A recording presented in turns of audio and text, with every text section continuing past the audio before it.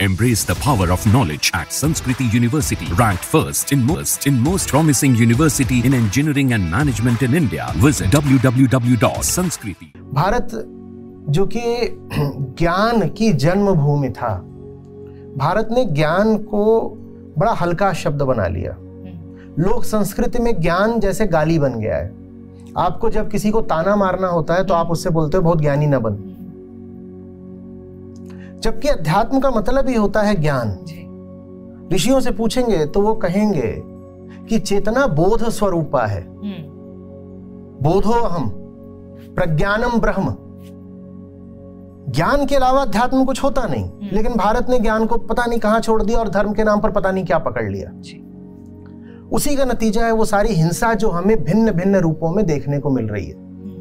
हम हर तरीके से बहुत हिंसक लोग होते जा रहे हैं और हम अपने पाखंड के मारे मानेंगे भी नहीं कि हम हिंसक लोग हैं। हमें ये जताने में बड़ा अच्छा लगता है कि हिंसा तो सब पश्चिम में होती है, हम तो बड़े भले और उदार लोग हैं।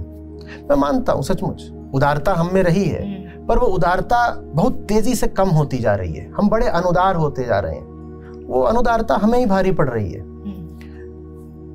आंतरिक, आपने पूछा उपाय क्या है?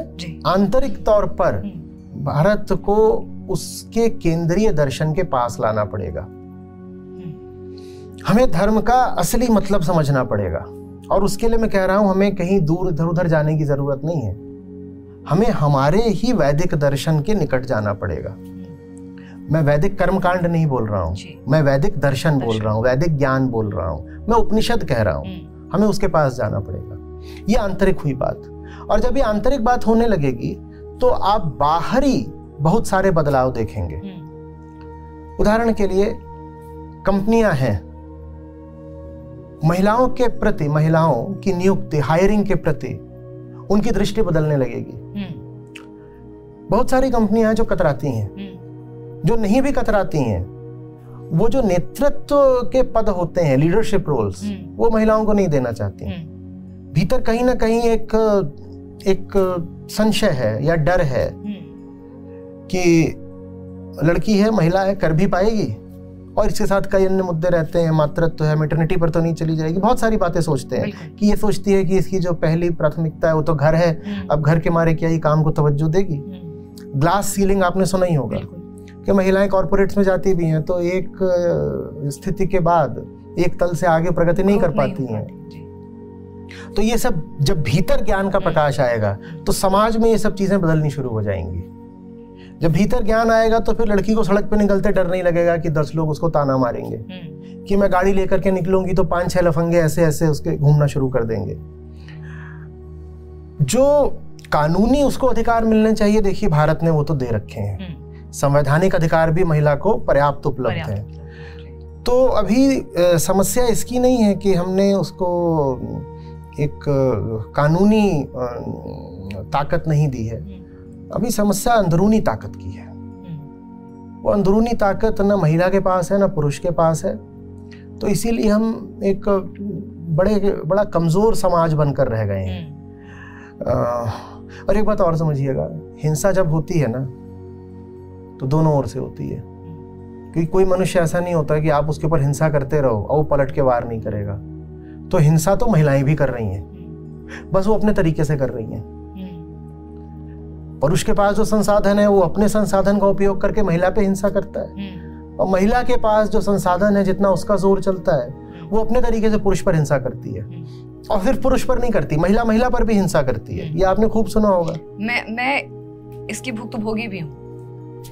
मैं अक्सर लोग ये कहते हैं कि मेल बॉसेस आपको डोमिनेट करते हैं, बढ़ने नहीं देते हैं, लेकिन मेरा जो तजुर्बा रहा है आचार्य जी, वो ये रहा है कि कई बार महिला ही महिला की दुश्मन बन जाती है। बिल्कुल ठीक। उसमें क्या होता है, पूरा आपका वर्क कल्चर, आपका गोल, आपकी ऑर्गेनाइजेशन का आउटपुट, आपका जितना भी एक पॉजिटिविटी है, सब कोलैप्स कर जाता है। बिल्कुल ठीक कहा आपने, क्योंकि देखिए जब माहौल खराब होता है ना समाज में और दिल में, तो सबके लिए खराब होता है। अगर यहाँ हवा खराब है तो मैं जो भीतर सांस ले रहा हूँ और आप जो भीतर सांस ले रही हैं, फेफड़े दोनों के जाएंगे। तो ये जो पूरी गलत तरीके की धारणाएं हैं और बहुत बेकार कॉन्सेप्ट्स हैं और अंधविश्वास हैं, फिजूल की रूढ़ियां हैं, इन्होंने पुरुषों के मन में जितना कब्जा करा है उतना ही कब्जा इन्होंने महिलाओं पर भी तो करा है। जो पूरी पितृसत्ता चलती है जिसमें बात ही यही है कि महिला हमेशा आश्रित बनकर रहे। पहले वो पिता की आश्रित रहे, पिता मर जाए तो भाई की आश्रित रहे, फिर पति की आश्रित रहे, पति मर जाए तो पुत्र की आश्रित रहे। ये पितृसत्ता बिना महिलाओं के सहयोग के चल सकती थी क्या? तो महिलाएं खुद इस व्यवस्था को चलाए जाने में सहभागी रही हैं। और क्यों सहभागी रही हैं? क्योंकि इस व्यवस्था में उन्हें कुछ सुख सुविधाएं, स्वार्थ भी दिखा दिए गए हैं। उनसे कहा गया है कि आराम से घर में रहोगी ना, जो बाहर मेहनत का काम है पुरुष कर लेगा, तुम आराम से घर में रहो, तुम घर की रानी बन के रहोगी। और उसको कुछ बातें बोल दी गई हैं कि तुम गृह मंत्री हो, तुम घर की देवी हो, वगैरह वगैरह। तो वो भी अपना फूल के कुप्पा हो जाती है, उसको दिखाई नहीं पड़ता कि इस पूरी चीज में उसके नुकसान कितने ज्यादा है। तो महिला की शोषक होती। देखिए, जो शोषक होता है सबका शोषण करेगा। मैंने बात करी ना, पशुओं का शोषण, पर्यावरण का शोषण, वनों की कटाई, पुरुष का शोषण, महिला का शोषण। जो शोषक होगा वो किसी को नहीं छोड़ेगा, वो सबको बराबर मारेगा। इसी तरीके से जो शोषक नहीं होगा वो फिर सबको ही करुणा देगा, प्रेम देगा, वो सबको ही बचाने की कोशिश करेगा। वो फिर सेलेक्टिव नहीं हो सकता। वो ये नहीं कहेगा कि साहब मैं तो चुन चुन करके इसको बचाऊंगा उसको मारूंगा। वो कहेगा नहीं, देखो ये बचे। ये नहीं कहेगा कि मैं गाय को तो रोटी खिलाता हूँ लेकिन रोज मुर्गा खाता हूँ। वो कहेगा देखो मैं गाय को बचाऊंगा तो फिर मुर्गे को भी बचाऊंगा।